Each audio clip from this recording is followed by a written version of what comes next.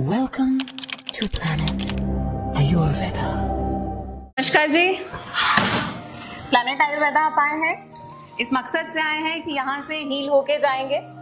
और जो हमारी प्रकृति है, नेचर है, आप जानते हैं जो आयुर्वेद है वो नेचुरल ट्रीटमेंट है ना। प्रकृति से आपको ठीक करने का एक तरीका है। तो अगर इसको हम फॉलो करते हैं, इस पे यकीन करते हैं, तो ऐसा कुछ नहीं है जो आपको ठीक होने से रोकेगा।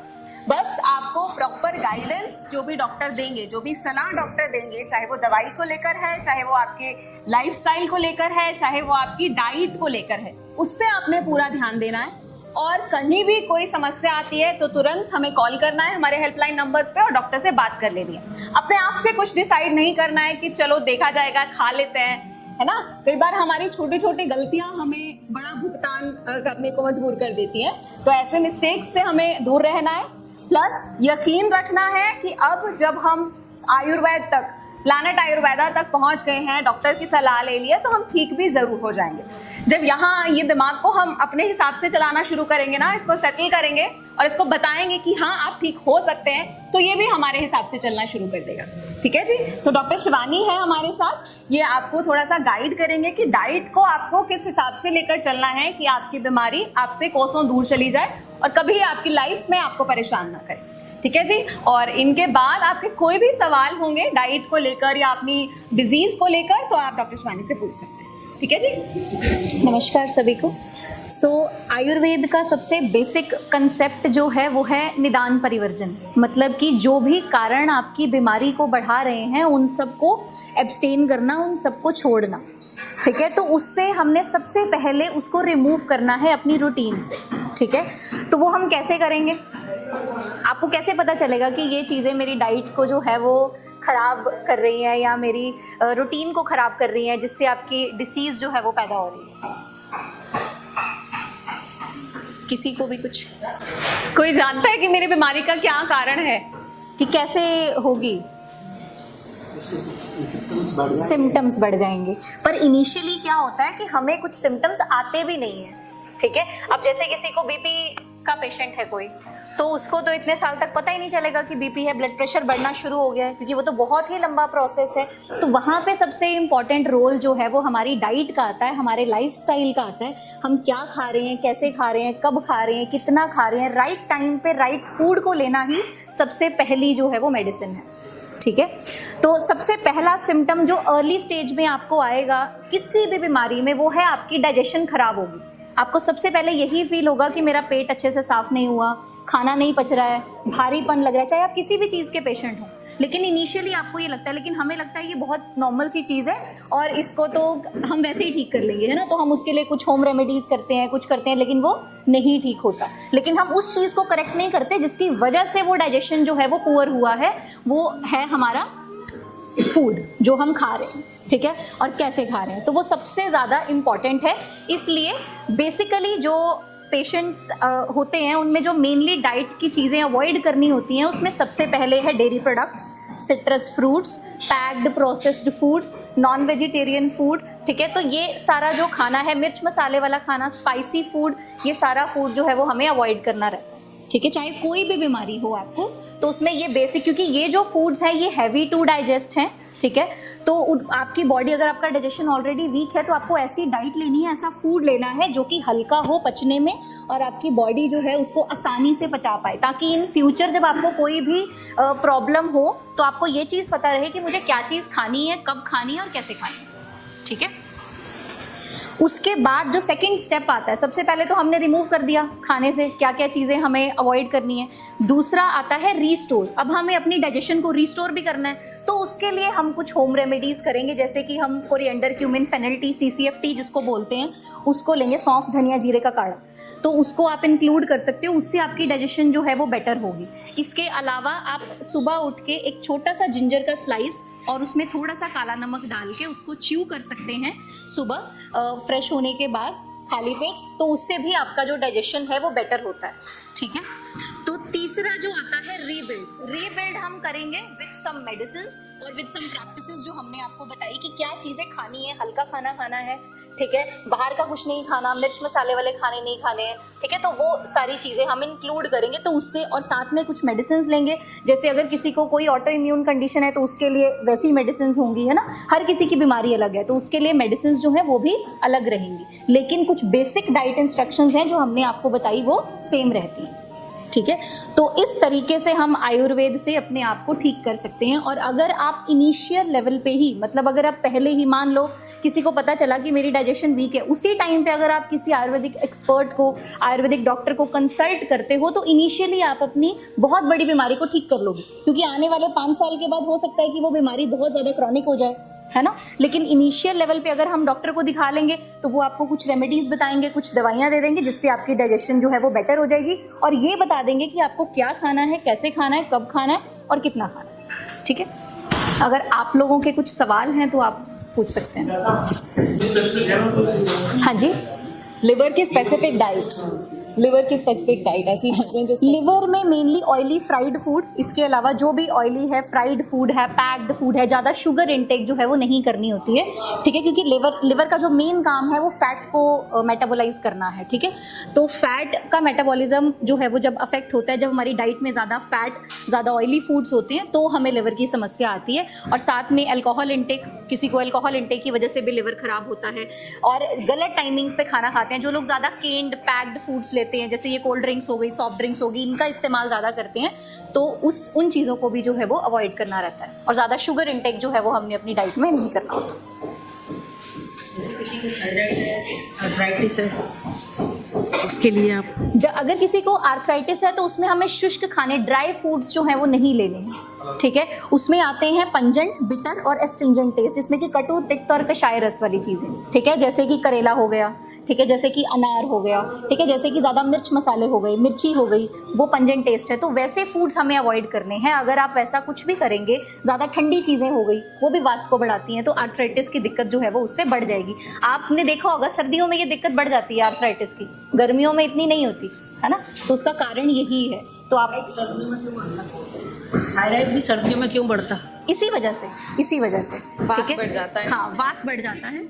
फ्रूट्स जो होते हैं वो भी अवॉइड करने होते हैं। Citric foods, citric fruits avoid करने हैं थायराइड और हाँ आर्थराइटिस जी, की प्रॉब्लम। ठीक है। सिट्रिक फ्रूट्स जो है वो पित्त को बढ़ाते हैं। थायराइड ग्लैंड जो है वो हार्मोन सिक्रीट करता है T3, T4, ठीक है, तो वो हार्मोन्स जो है वो इम्बैलेंस हो जाते हैं, तो इस वजह से हमें वैसा खाना भी नहीं खाना जो कि ज़्यादा मिर्च मसाले वाला हो। और एक और कंसेप्ट इसके लिए है कि जितना भी मिर्च मसाले वाला खाना होता है वो आपकी बॉडी में इन्फ्लेमेशन को बढ़ाता है, पित्त को बढ़ाता है, तो जब बॉडी में इन्फ्लेमेशन होगी तो आपकी बॉडी हील नहीं कर पाएगी। मान लो हो सकता है थायराइड में आप ये चीज़ें ले भी लो और आपको कोई दिक्कत ना करे, लेकिन वो आपकी हीलिंग को डिले कर देगा। हो सकता है कि आप 2 महीने में ठीक हो सको, लेकिन अगर आप ऐसा स्पाइसी फूड, ऐसा मिर्च मसाले वाला खाना खा रहे हो तो उससे क्या होगा कि आपकी जो हीलिंग है वो 2 की बजाय 4 महीने में होगी। तो ये चीज़ जो है वो आपको देखने को मिल सकती है। एसिडिटी के लिए भी यही सब खाने हैं, स्पाइसी फूड हो गया जो भी। और दूसरा एक सबसे इंपॉर्टेंट चीज़ होती है कि आपको गरम गरम कुछ भी नहीं खाना, ठीक है, गर्ड, क्योंकि आपकी जो ईसोफेगस है उसमें अल्सर्स रहते हैं, है ना, तो आपको ऐसी चीज़ें लेनी है जो कि कामिंग हो, ठंडी हो। उसमें सबसे इंपॉर्टेंट रोल आता है कोकोनट वाटर का। नारियल का पानी जो है वो one of the best remedy for GERD और एसिडिटी, तो आप उसको डेली इंक्लूड करिए। और गरम गरम कुछ मत खाओ, स्पाइसी फूड को अवॉइड करो, टाइम से खाओ। अगर आप टाइम से भी नहीं खाओगे तो भी आपको जो है वो, क्योंकि एसिड का सिक्रेशन तो स्टमक में होगा ही खाने के टाइम पे। अगर मान लो आपके ब्रेकफास्ट जो है वो 7 to 9 आपको करना है, 9 बजे से पहले ब्रेकफास्ट करना है, आपने वो स्किप कर दिया तो 10-11 बजे आपको ऐसा फील होगा कि नहीं मुझे एसिडिटी हो रही है, ठीक है। और उसके लिए एक बहुत ही इंस्टेंट रेमेडी भी होती है एसिडिटी के लिए, कि जो कच्चा दूध होता है, थोड़ा सा दूध और ज़्यादा पानी डाल के आप उसको लो, तो उससे भी इमीडिएटली जो एसिडिटी का प्रॉब्लम है वो रिलीफ हो जाता है। लेकिन हमें अपनी प्रैक्टिसेस को करेक्ट करना है कि कब खाना है, जैसे जो टाइमिंग खाने की है उस टाइम पे खाओ, ठीक है। आप लोगों में से कितने लोग हैं जो डिनर 7 बजे से पहले करते हैं? 1 2 3 4 5 6, ठीक है। तो डिनर, अर्ली डिनर करने से आपकी बॉडी की हीलिंग जो है वो और फास्ट हो जाती है, ठीक है। तो टाइमिंग का भी बहुत इंपॉर्टेंट रोल है। अगर आप शाम को 9 बजे, 9:30 बजे खाना खा रहे हो तो आपका जो हीलिंग का टाइम होता है बॉडी का वो कम हो जाता है। इस वजह से आपको आपको ये चीज़ लगेगी कि मैं सब कुछ कर रहा हूँ, डाइट भी कर रहा हूँ, लाइफस्टाइल भी। अब जैसे बहुत सारे पेशेंट्स हैं वो ये सवाल करते हैं कि मैम हम डाइट भी फॉलो कर रहे हैं, दवाइयाँ भी प्रॉपर ले रहे हैं, लेकिन फिर भी हमें जो है वो रिलीफ, जैसे कुछ पेशेंट्स हैं उनको बहुत जल्दी हो जाता है 2 महीने में, 3 महीने में, लेकिन हमें तो 4 महीने हो गए दवाई लेते हुए, तो हमें तो रिलीफ ही नहीं हो रहा। उसका कारण है आपका फूड टाइमिंग्स, आप कब खा रहे हो और कितनी मील ले रहे हो। ओवर ईट तो नहीं कर रहे। मान लो आपको 3 रोटी की भूख है, आपने 4 रोटी खा ली टेस्ट के चक्कर में, तो उससे क्या होगा, उससे भी आपका जो डाइजेशन है वो हैम्पर हो जाएगा, क्योंकि उसका जो लोड है, वर्कलोड है डाइजेस्टिव सिस्टम का, वो बढ़ जाएगा, है ना।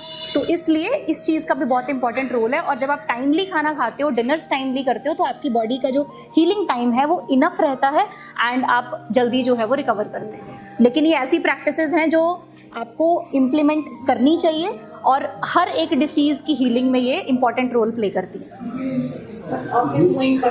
पॉसिबल नहीं है कि सब ब्लॉग से पहले कर लेना।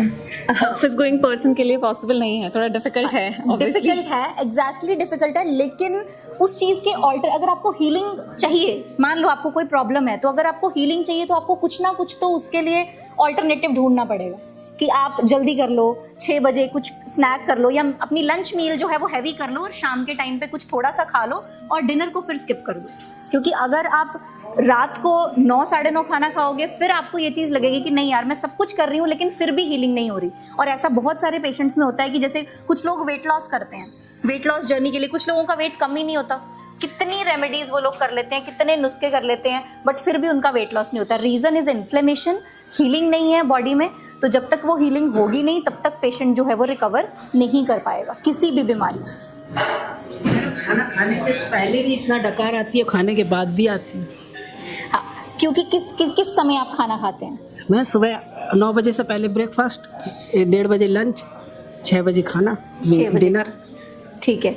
तो इस चीज़ में देखो, अब ये चीज़ क्या है कि ये आपको लॉन्ग टर्म से होगी, ये प्रॉब्लम ना लंबे समय से है। बहुत। अगर ये पहले, लेकिन जब आपको मान लो अगर 10 साल पहले आप पीछे चले जाएं तो उस समय ये दिक्कत नहीं होगी। 10 साल नहीं, 20 साल हो गए। हाँ, 20 साल पीछे अगर आप चले जाओ तो आपको तब ये प्रॉब्लम नहीं होगी। अब ये क्रॉनिक हो गई है, अब इसको हील होने में, ठीक होने में वक्त लगेगा। अगर आप शायद 20 साल पहले अप्रोच करते तो उस समय आपकी जो ये दिक्कत है वो और ज़्यादा जल्दी ठीक हो जाती और आपको जो ये प्रॉब्लम है ये नहीं होती। अब ये तो आपको वैसा सिम्टम है जो आपको लेटर ऑन आया है ना। इससे पहले आपका डाइजेशन लंबे समय से हैम्पर्ड होगा, फिर तब हमने कुछ नहीं किया, हमने सोचा कि नहीं ये नॉर्मल सी दिक्कत है, ये अंग्रेजी दवाई लेते थे, अंग्रेजी दवाई ली थी, है ना। और एलोपैथिक मेडिसिन जो हैं वो आपकी गट उसको मूवमेंट को जो है वो और ज़्यादा डिक्लाइन कर देती हैं, एंड वो भी लॉन्ग टर्म के लिए आप लो तो उनके भी बहुत सारे साइड इफेक्ट्स होते हैं, है ना। तो वो चीज़ें जो है वो बहुत इंपॉर्टेंट रोल प्ले करती है। इसलिए आपको लगता होगा कि हम दवाई भी ले रहे हैं बट फिर भी अभी वो डकार ठीक नहीं हो रहे, तो उसके लिए टाइम लगेगा। जो भी हो सकता है आपके बाकी के कुछ ऐसे सिम्टम्स हों जो बेटर हुए हों, लेकिन ये चीज़ को बेटर होने में टाइम लगेगा, ठीक है। और आप इस चीज़ के लिए जो है वो सुबह उठ के खाली पेट 1 चम्मच गाय का घी गुनगुने पानी के साथ ले सकते हो, उससे भी आपको जो है वो काफ़ी रिलीफ होगा इसमें। ये आप जो शेड्यूल अभी बनाया है ये कितने सालों से फॉलो कर रहे हो? ये सुबह ब्रेकफास्ट टाइम पे करना और रात को 6-7 बजे तक खाना खाना? करीब 8 साल हो गए। 8 साल हो गए। और प्रॉब्लम आपकी 20 साल पुरानी है। हाँ जैसे लीवर पेट में पानी भर जाता है तो उससे जी बोलिए सर। लीवर सिरोसिस में पेट में पानी भर जाता है, तो उसके लिए जो पानी निकल जाए तो टैबलेट से पेशाब वगैरह आता है।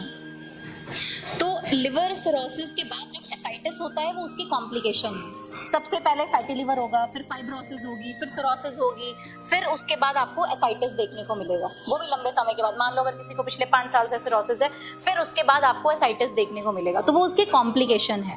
अब उसके लिए हम कुछ मेडिसिन भी देते हैं। बाकी नमक और पानी का इंटेक कम रखने को बोलते हैं कि आप नमक का इंटेक भी कम रखिए और पानी का इंटेक भी 1 लीटर 1.5 लीटर से कम रखो। अब उसका मतलब ये नहीं है कि बाकी मान लो हमने लिक्विड सब्जी ली, कुछ लिया, तो वो सारा लिक्विड, टोटल लिक्विड इंटेक जो है वो 1 से 1.5 लीटर होना चाहिए, है ना।